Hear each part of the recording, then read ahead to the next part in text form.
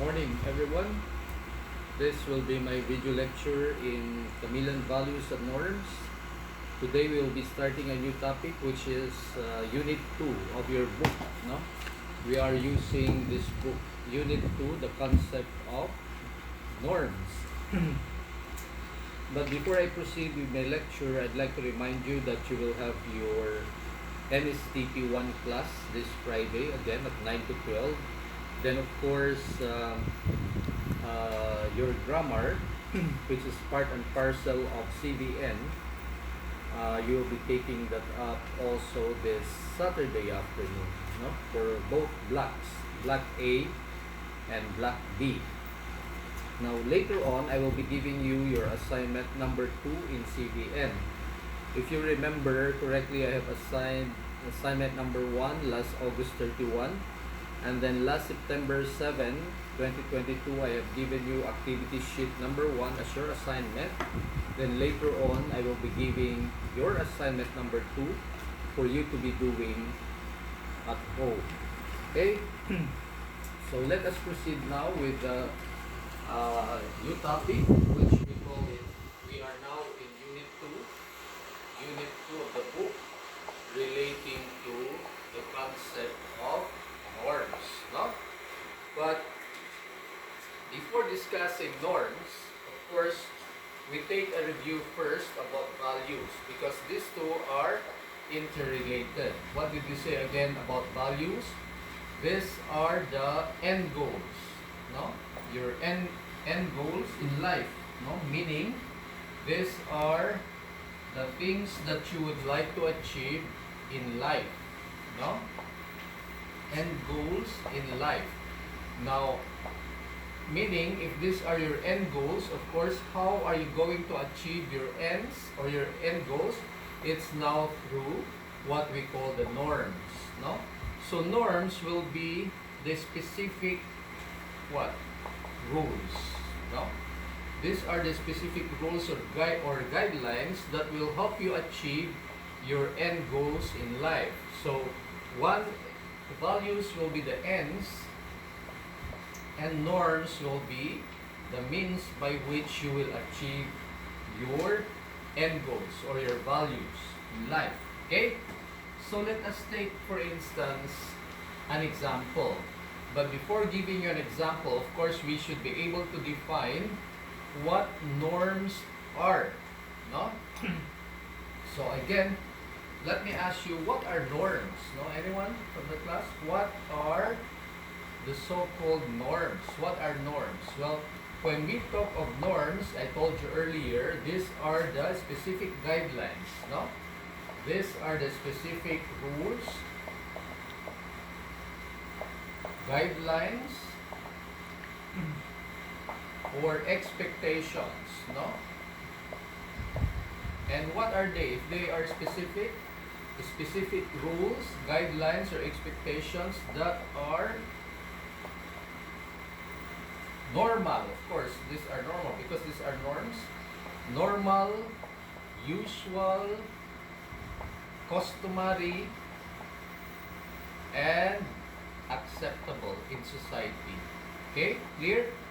So these are specific rules and guidelines or expectations that are normal, usual, customary, and acceptable in a particular society. So remember that these are normal, no? Coming from the word normal, we have norms. Well, why are they called normal? Well, because they are in conformity with what is acceptable in society. They are in accordance, no? In accordance with the usual and acceptable behavior in society. Now, the objective of norms would of course be, why do we have norms in society? Well, we have norms in order to what? To achieve what we call social order. Remember that the purpose of norms, so this will be our objective why we have norms, social order. Remember that norms are intended, no? These norms are intended to regulate behavior. To regulate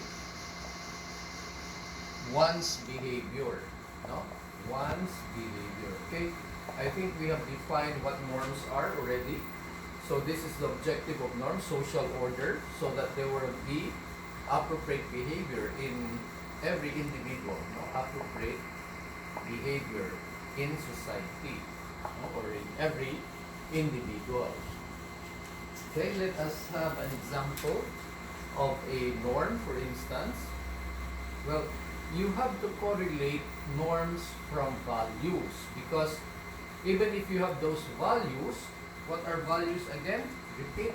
What are values? These are the ends, no? Those that are important to you in life. And of course, the norms will be the means by which you will achieve these ends, no? Ends or end goals in life. End goals in life. So they mean the same thing, no? So if we have the ends, of course, how to achieve them will be in the form now of norms. Okay? Clear so far? Now, let us take some examples that are given in the book. Supposing that you value honesty very much, no? This is a very important virtue. Say for instance, this is your most important value in life would be honesty. So how do you show honesty, or how do you achieve honesty? Anyone?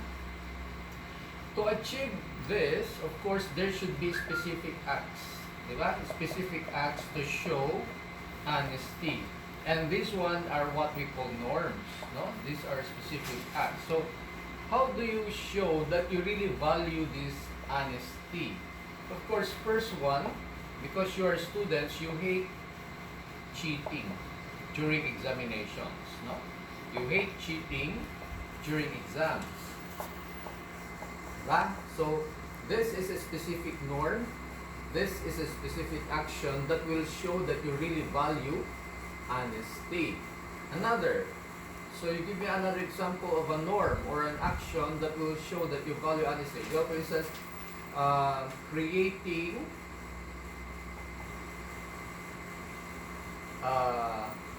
you hate people, you also hate or you dislike people hate fake news, for instance, no? Mga marites, for instance. You hate fake news or those people creating stories that are not true.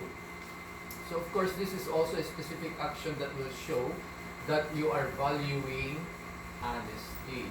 Clear so far?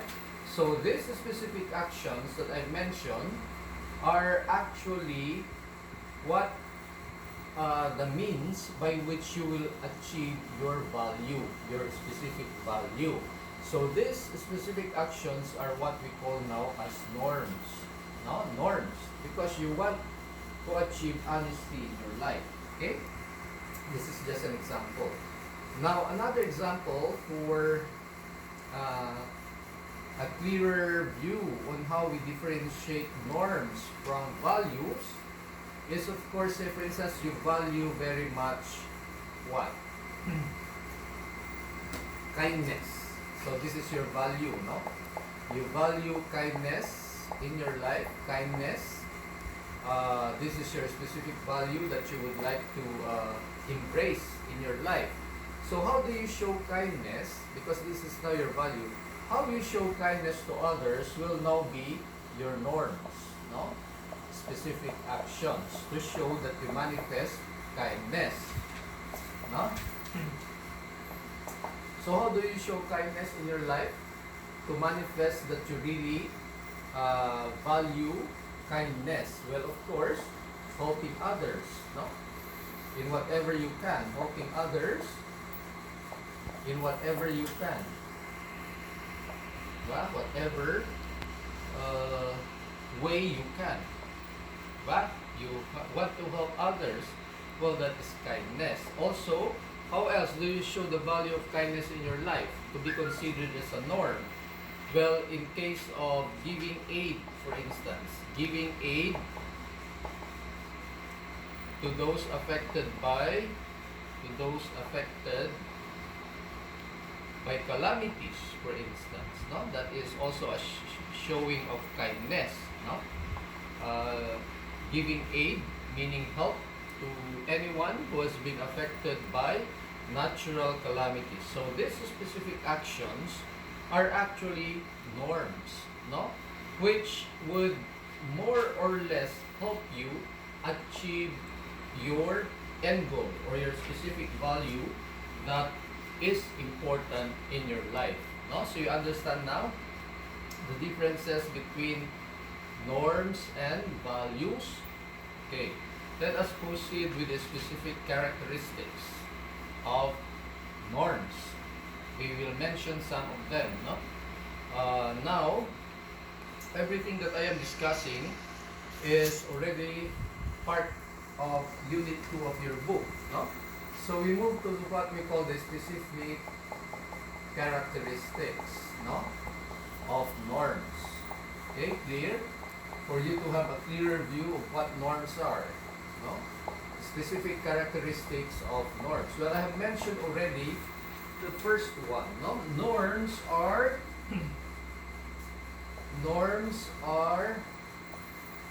normal, usual, customary, no? Usual, no? Customary, and acceptable actions or guidelines in society.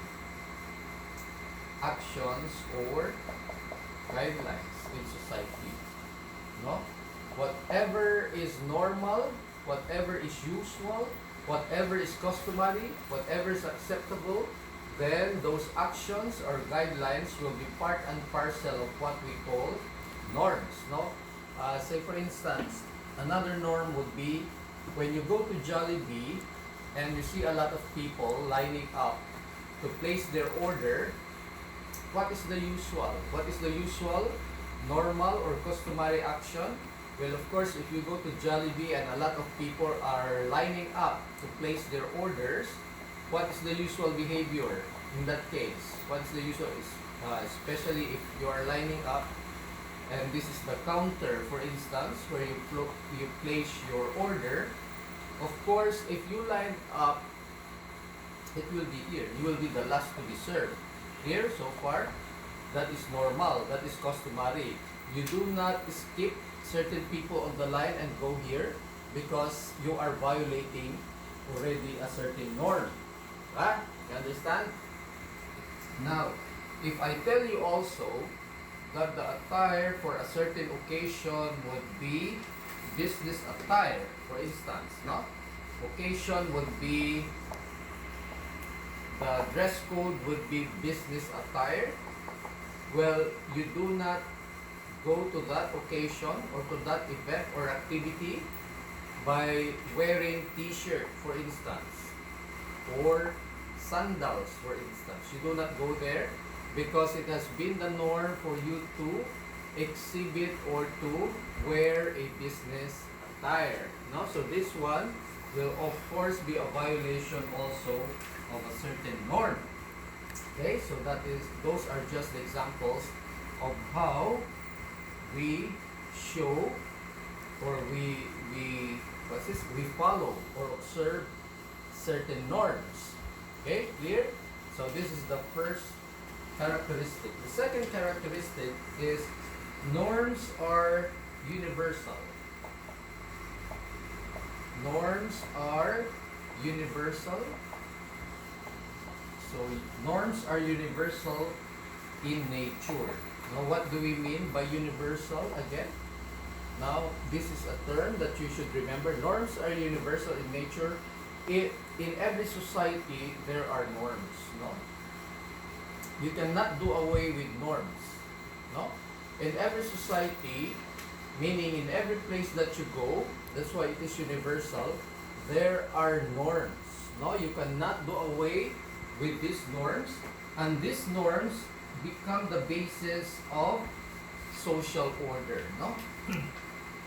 So here, when we talk of norms being universal, just visualize that every society will have norms, no? And why is that? Because every society would like to achieve what we call, what is the purpose of norms again? Social order. No? Social order. Para magkaroon ng kaayusan. No? Social order. This is the purpose or the objective of norms. That's why every society will enforce the observance of certain norms because they are universal in nature. Now, these ones, because the norms become universal, they become the basis of achieving social order. Now, if you want to have a clear picture or a simple description of what norms are actually the do's and don'ts. The do's and don'ts, no? I think you already know that. The do's and don'ts of what? Daily living, no? These are rules of do's and don'ts of daily living, no? So remember the do's and don'ts. What you should do are those that are appropriate behavior, and what you should not do are those that are not actually appropriate or not acceptable in society. So norms are the do's and don'ts of daily living. These are rules, no, that you need to follow or not to follow because they have been set by society in general to regulate your behavior. Okay? We proceed to the third characteristic of norms. Okay, what I'm discussing, it is already discussed in your book. It's been discussed, so if you want to read that for clarity, you could do so. No? Okay, the third characteristic would be norms incorporate value judgment. Norms incorporate, meaning it is part and parcel of values. No? Norms incorporate value judgments. No? Remember, I told you earlier that you cannot divorce norms from values because of this characteristic of norms. No? In everything that we do, remember that norms are the means, right? Or specific actions or guidelines. Correct? Remember that the actions that we do or the means that we do, of course, what will be our objective? Our objective is, of course, for the attainment of what we call values or the most important things in our lives. Those that are desirable and important are, of course, what we call values. So you cannot achieve values without these norms, no? And norms would be the means, I told you, in order for you to achieve your values. So, of course, norms incorporate value judgments, meaning you cannot achieve your values without exhibiting or manifesting specific norms or appropriate behavior. Okay, let us move on to the fourth characteristic. Remember that norms incorporate value judgments, no? Any action that we do or you do, in order for you to attain your values, those that are important and desirable to you, you have to show it through specific actions that we call norms, specific actions or guidelines. Now, norms are also relative. Norms are also relative. So what do we mean by relative? Just like we have talked about universality of norms, diba? Norms are universal, meaning every society will have its own set of norms. Now relative, meaning it may not apply to all. No? To all. May not apply to all. Meaning, I would like to elaborate on that. It may not apply to all, meaning the norms that are applicable, say for instance, to the elderly may not be the same as the norms that may apply to the youth or to young children. No, that is what we call by being relative. It does not encompass all the groups, no? Clear so far? when we talk that norms are relative, it will not apply to all, because norms may apply only to certain groups like the elderly, the youth, or young children. No, it may also apply to, say for instance, only to male or to female or to others with orientation, different orientation. No, or it may also be applicable only to what? It may be applicable only to, say, certain professions like policemen, no? Policemen, soldiers, or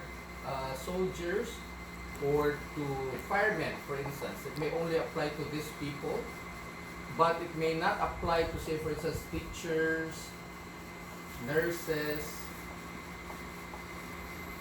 or, say, for instance, midwives, no? Meaning, as I told you earlier, norms are relative in nature. Relative meaning it may not apply to all. It may only apply to certain classes or groups of people or members of society that we live in. Okay? The fifth one, I think I have to stop after the fifth characteristic so that you could assimilate clearly. Norms vary, no? Vary meaning may deviate in importance, no? What do you mean by this? Vary in importance, meaning those that are most important, diba? There are norms that are most important,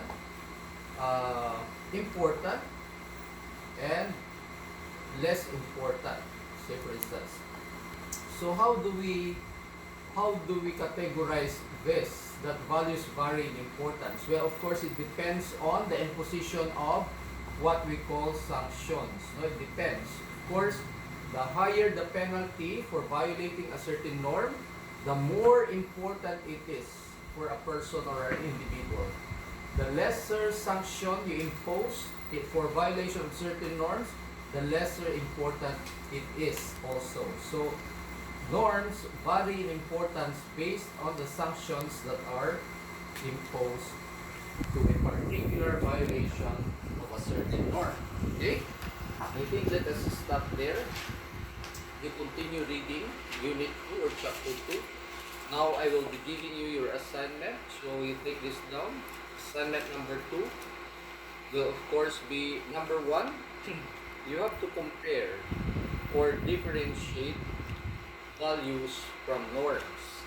I repeat, you have to compare or differentiate values from norms. No? Clear?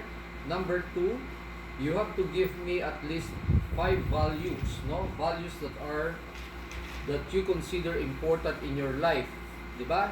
So I told you values are actually the means, your end goals, no?